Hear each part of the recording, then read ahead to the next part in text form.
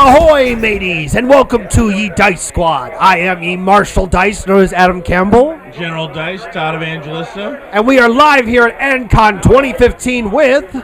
Brian Carnes, lead designer with C-Dog Game Studios. And what do we have here today, Brian?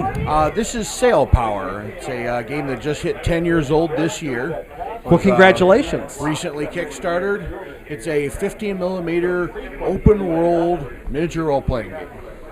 All right. Well, you take open world literally. Is it on Kickstarter now, or did you just It was fund? completed 2 years ago. We will probably be kickstarting a lot of small projects in the future. Okay, so you'll be, if you see it on Kickstarter, it'll be to add to it. Yes, and we'll allow people to get in and get rules with anything that we do along that line. Because we want to say, boy, are these models great with the little people in there, and the boat looks like it's right in the water.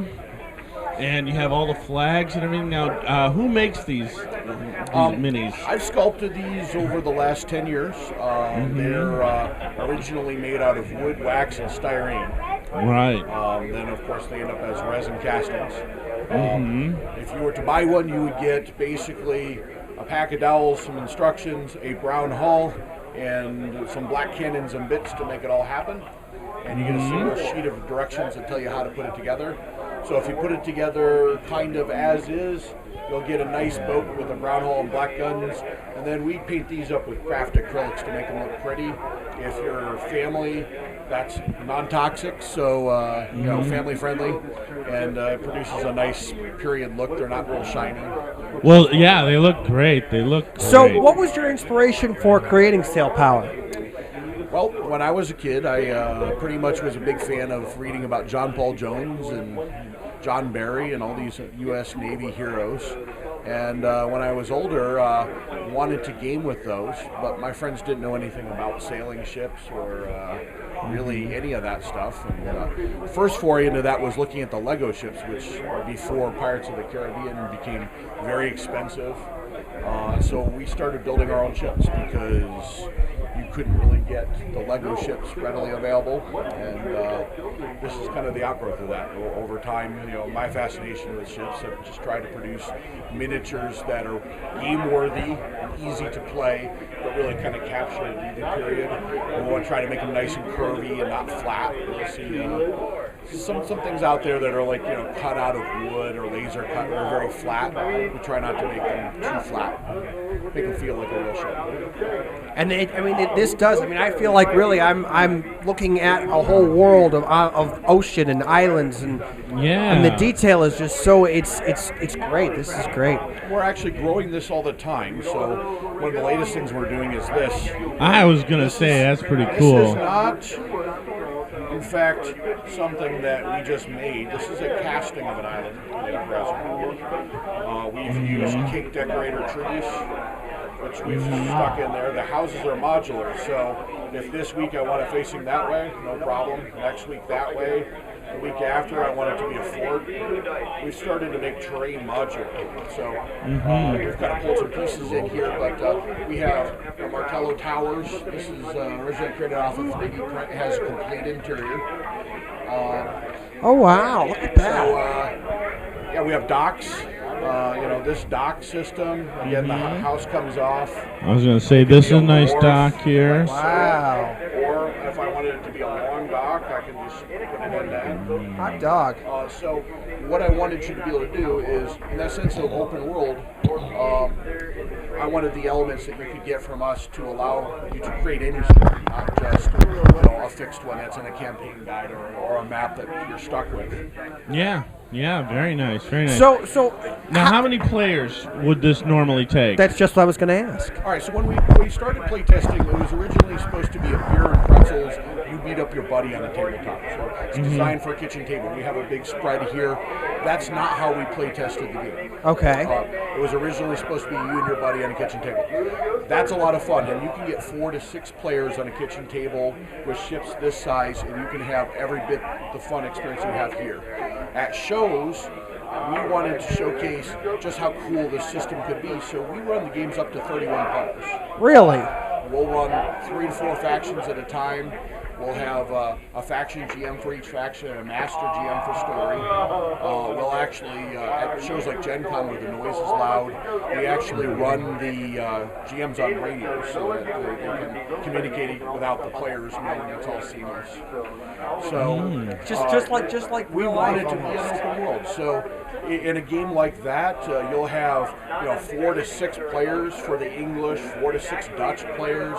You'll have 4 to 6 pirates, and maybe you have an odd Frenchman or Spanish guy. There's always that one guy, that one weird that French guy in any party. In Sailpower, we try to train our GMs to basically take advantage of what's there. So if somebody set up the board and left a boat along the side of the island, well, that's stranded guys. It should be interactive, and everything about the environment should be part of the story. Terrain is not there just to hide behind. It's also really something that you can get your teeth behind. This is a mountain, that's a gun. Who has that gun? Why is it there? That's a story. You have to spot it, find out. Maybe it's hostile to you, maybe it's not. You don't know. So this hermit does not want anyone coming near his house. Yeah, so at Gen Con, we created a character. He was a Dutch arms dealer named Zandt. And Zandt was a real crook. He sold guns to pirates. And the Royal Navy was sure he was doing it, and it was their mission goal to prove this. However, the Dutch governor just routinely rebuffed them. He's like, yeah, that's not real evidence. And no matter what they brought, said no. So by Friday night at Gen Con, the Royal Navy players all got together, came to me, he says, he's not going to deal with it, he's flaunting us. He says, we would like to declare war. And so GMs got together and we let the players declare war. So the English declared war on what was previously neutral and then attacked them. So again, we let the players kind of dictate some of that to us. Okay, all right. Well, can you run us a quick turn of how gameplay would go about with Sailpower here? Yes, the gameplay basically has your typical sailing ship feel to it. One of the things that a lot of sailing ship games do is they plot blind, and it's really fun, and it reflects something about the Age of Sail, which is if you ordered your guys to sail the ship, it was about 3 to 5 minutes before that actually happened, because you have to get up there, trim the sails, put the wheel, the ship doesn't turn on a dime. So basically, what the first thing we'll do is we roll for what the wind is. At the beginning of the game, we have a starting wind, and then after that, it changes every time. It may change every time. There's a good chance that it will not as well. So a lot of times it'll drift all over the place. Sometimes it goes in circles. You never know.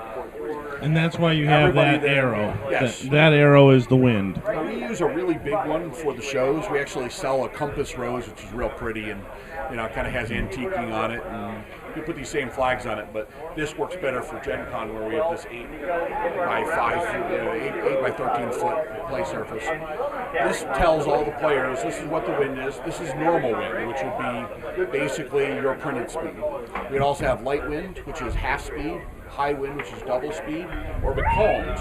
You might say, becalmed, why would you ever want becalmed in your game? Well, then you get to bust out oars in a row. And suddenly that little battle where you were planning on getting away, you're going to have to rethink that.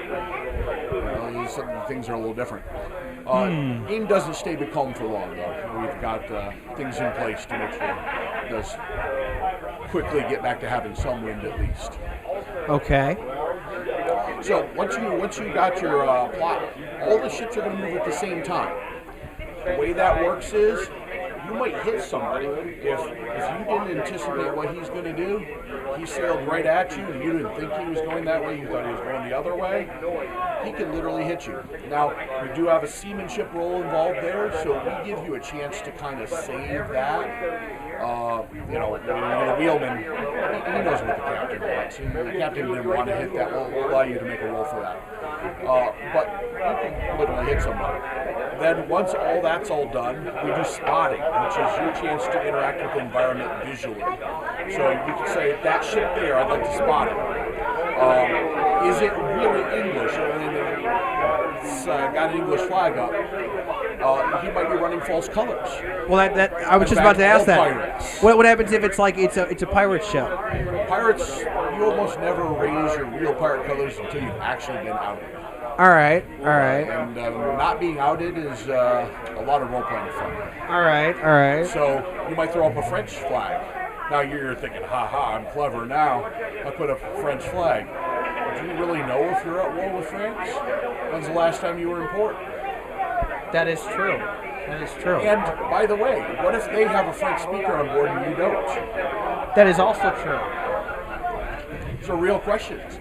And we need answers. Tell us. We make the captain deal with that. So we'll have the player roll to see if any of his crew speak French. If he's trying to disguise himself in best clothing, we'll have him roll for how good his disguise is. Quick, Todd, speak some French.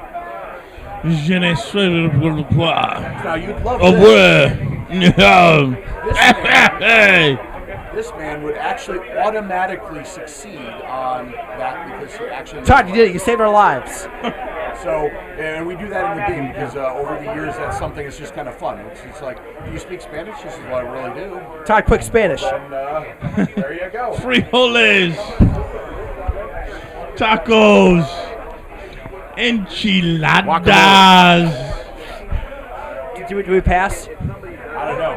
Fajitas. So basically, we'll do some rolls and we'll determine whether you identify that ship. All right. It's also possible you just recognize the ship. Okay, it could be like a buddy of ours. It could be a ship. We could just roll up and dock with each other and share a couple brewskis. Tell you guys a story. So last night we had an NPC ship. It was kind of working its way across the backfield. Yeah. What it was, in fact, was an American ship that had been captured by the British and it had just a prize crew aboard it. Really big ship with almost no crew. All right. So right away he throws up false colors. He claims to be American. And, by die roll, he's like, you're perceiving that this ship's really shot up and it really wasn't the last time you saw her. So now the captains are making decisions. It's like, I don't know. It's a big ship.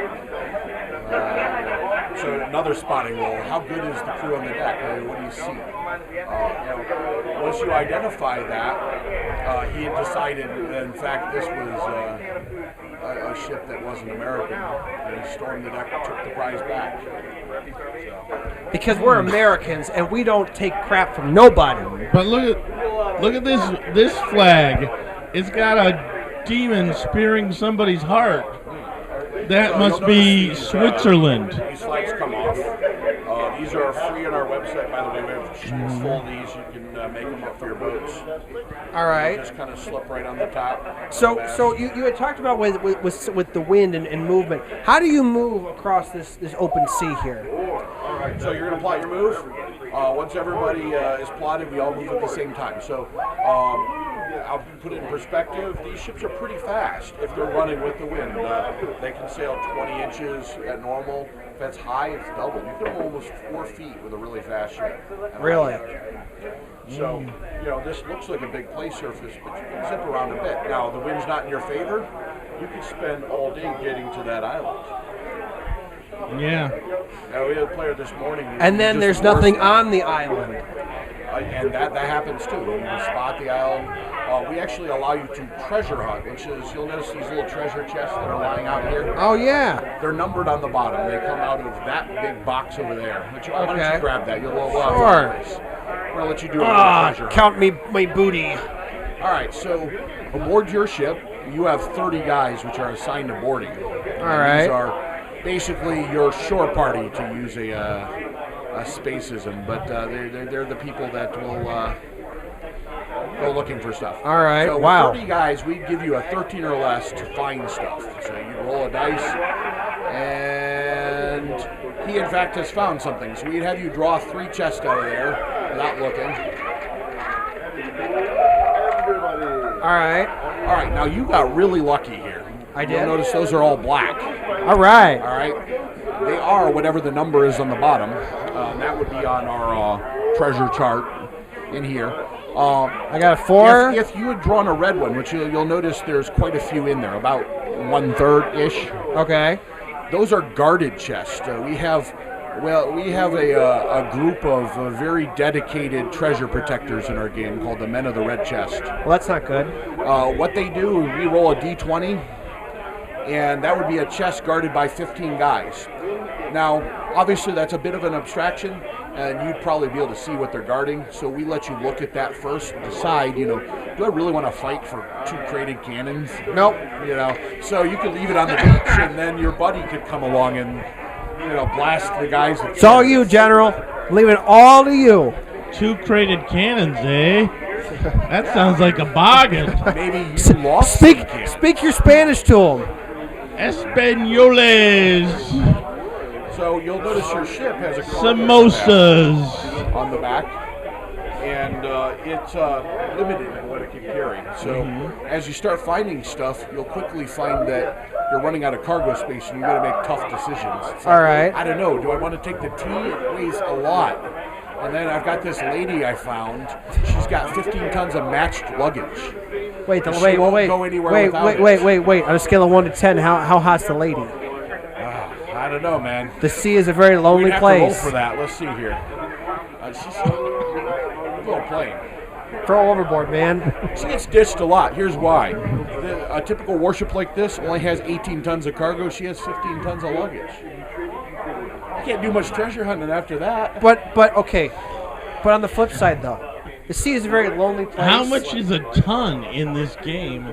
Is it 2,000 pounds? It's a lot of. Well, let me put it to you this way: a hogshead of rum is literally a barrel that's 8 to 10 feet high. Right. That'd be about a ton. A ship like this would probably carry anywhere from 60 to 90 tons. Carry 90 barrels. Right. Those are the big vats. So a hogshead is big enough to hide in. So just like the cartoons, you get a guy popping up. You can literally get inside that thing and disappear. So how do you win said game? I know this is a big open world, and you can do pretty much. You can make friends. You can beat people up, get treasure. Sure. So have a boat full of women. Right. You have a time limit. Sure. You have a time limit. That depends on how you are choosing to play. I mean, if you're playing recreationally, I would argue that if you're having a good time playing your faction, you win. All right. You won because you got to be a captain. All right. To do that. On the flip side, if you're more competitive, victory points come from everything. The treasures are worth points. Cargoes that you can buy in the ports are worth points. Capturing a ship's worth points. What about sinking of a ship? Sinking a ship's worth points. All right. But if I capture it and I put a prize crew on board it, now it's worth double points. That's even better. If I can take it back to a port, it's worth triple points. Plus, all right. Let's say they've been treasure hunting and I'm a combat player. Well, I get all the stuff in their hold too because it's there. Now, can we make them walk the plank? Why not? All right. Now, are there sharks in this game? Like we can feed them to the sharks? Are there sharks? Not today. Oh. Maybe barracudas. Well, I mean, they're the cousins of sharks. Sure, why not? All righty. We had that roll happen this morning. A guy tried to board a ship from an island in a kind of heroic manner, failed his roll, and one of the guys fell in the drink. So the pirate players are good. You better check and see if there's any sharks out there. Check it. We got your back. All right. So you set a time limit, and then at the end of that time limit, whoever has the most victory points is the winner. Sure. Or if you're having the most fun.